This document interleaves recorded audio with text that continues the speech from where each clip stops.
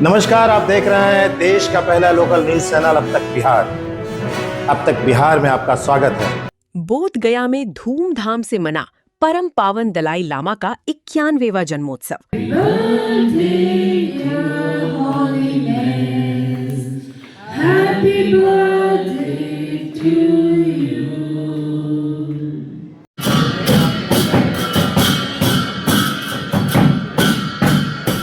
विश्व शांति और भाईचारे का गूंजा संदेश।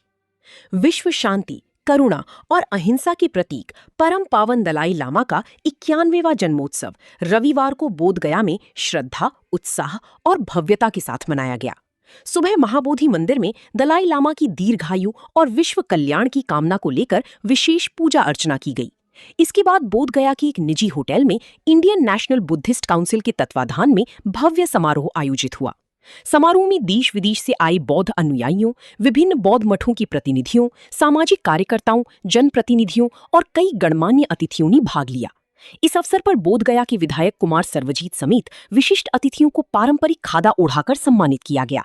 सिक्किम सहित कई राज्यों से पहुंची अतिथियों की मौजूदगी ने कार्यक्रम को और भी विशेष बना दिया। कार्यक्रम के आयोजक आमची लंबा ने बताया कि बोध गया में 100 से अधिक बौद्ध मठ हैं और इंडियन नेशनल बुद्धिस्ट काउंसिल पिछले 2 वर्षों से दलाई लामा का जन्मोत्सव सामूहिक रूप से आयोजित कर रही है।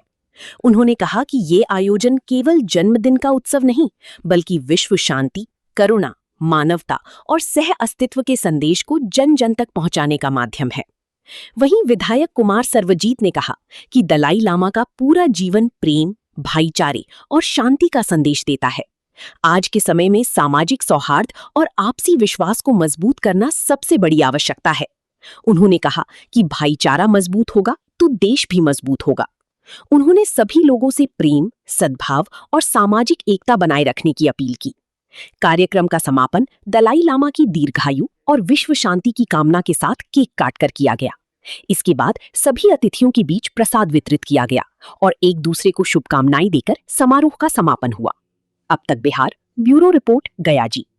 आज वैसे सब दुनिया देखने वाले को सबको हम बुद्धिस्ट भिक्षु आमची की तरफ से सबको टच दिल और नमस्कार। और हर साल आप सब को जानते हैं कि पूरे विश्व में पावन दलाई लामा जी का जन्मदिन मनाते हैं धूमधाम। और इस बार और हमारे यहाँ बोध गया में 100 कुछ बुद्धिस्ट का मठ है, उसका एक काउंसिल है, इंडियन नेशनल बुद्धिस्ट काउंसिल। उनकी तरफ से 2 साल से हम लोग कोलैबोरेट में काम कर रहा है। इस बार IBC की तरफ से ग्रैंड दलाई लामा जी का जन्मदिन मनाया है धूमधाम से। उसमें बहुत सारा सिक्किम से चीफ गेस्ट आया हुआ है, हमारा लोकल यहाँ MLA है और गया का IAS ऑफिसर लोग बहुत सारा आया।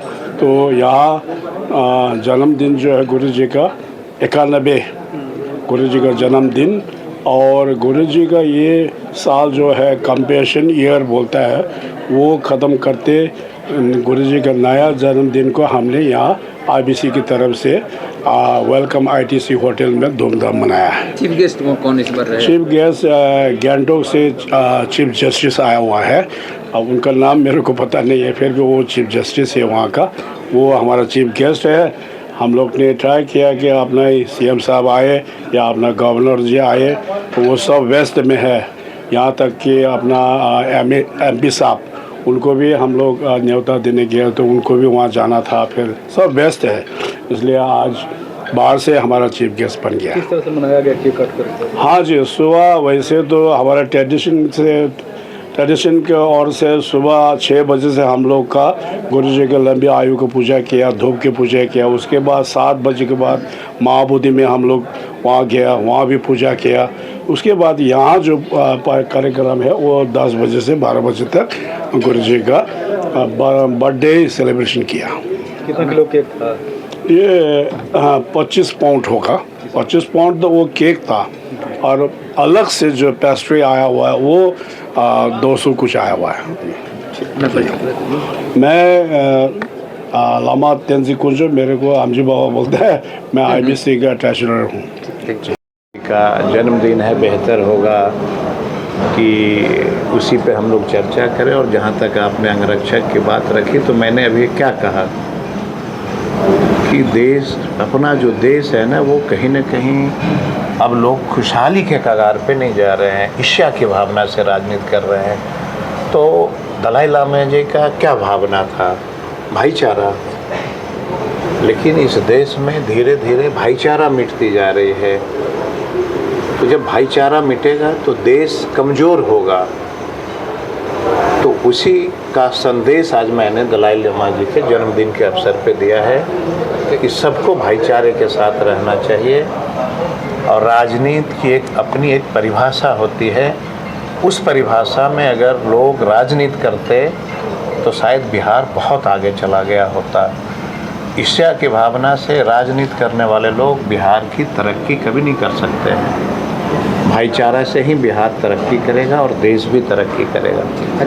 बोध गया महाबोधि मंदिर में एक दलित फोटोग्राफर के साथ जाति सूचक अभी ये सबको मुझे लगता है कि अयोध्या मंदिर को बदनाम कर ही दिया लोगों ने। भगवान बुद्ध के मंदिर को कलंकित ना करें तो अच्छा है। जाति धर्म की बात किसी मंदिर और मस्जिद में नहीं होनी चाहिए। और इस तरह का प्रश्न से पत्रकारों को भी बचना चाहिए।